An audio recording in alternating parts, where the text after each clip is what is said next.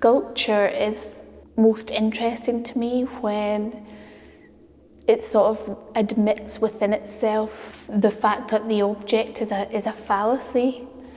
And what I mean by that is that material is only ever sort of flying together or flying apart. And really, it's only our little sort of limited human experience of time that has us believe that an object is ever solid or permanent.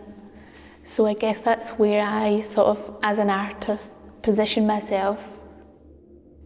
The work is mostly made from traditional sculpture making materials like plaster, paper, chalk, inks, and then there's a small amount of sort of more what would be considered to be like unconventional materials like cosmetics and toiletries.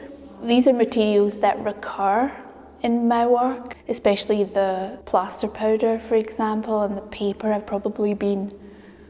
and cosmetics. You know, I've been making work from a combination of those things for about 20 to 25 years.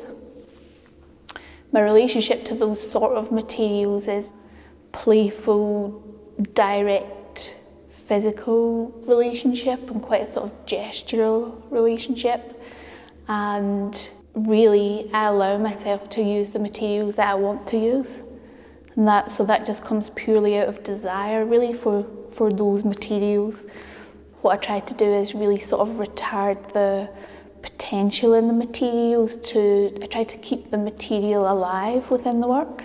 And so it has this, as well as being sort of pictorially abstract, it has this materially abstract quality as sculpture in that it doesn't work itself up into sort of structure or solidity or permanence as such. It retains its openness and it retains the sort of raw potential that you find in the material itself.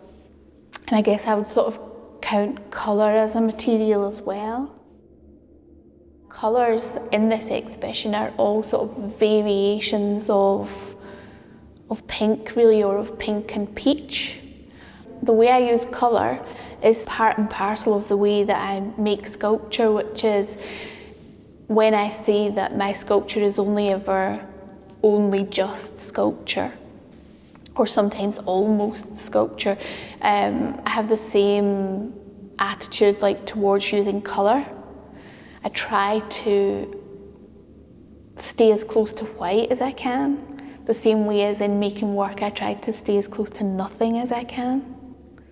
For me, titles are very much secondary to the work. Because the work that I make is so abstract, pictorially and materially, it's outside of language, you know? And I prioritise material experience above language always to know the world.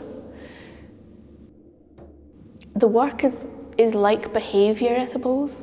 And so what I do is, when I make a piece of work, so I behave with materials, and then after that I name it. That's why sometimes I think, perhaps the theoretical route of my work is sort of psychoanalytic, because it relates so much to that sort of acting out. You just do something you want to do, and then afterwards you name it. Afterwards you think, what did I do? What did I do? Or what did I do that for? The sort of emotional experience for me of my own work is euphoria. It's like a euphoric experience. It's a joyful experience. I hope that in sort of achieving that for myself, that is universal and you're able to make that communication to others. It really sort of takes me up, you know, it's really sort of aspirational. There's a lot of sort of looking up in the work. The fact that it's called the Academy earlier, it relates to Plato's Academy, not in those original sort of Western institutions that we kind of hold as some sort of origin story that were run by men. That's certainly not the original site of learning, you know. The fact that it's called the Academy earlier is a sort of attempt to position learning outside of language, back into the home, back into the sort of woman's body, the woman being the mother, I suppose. And all these colours, all these pinks are quite sort of internal colours. And for me, I suppose, like, all this work that happens on the floor and all this sort of physical material contact with the world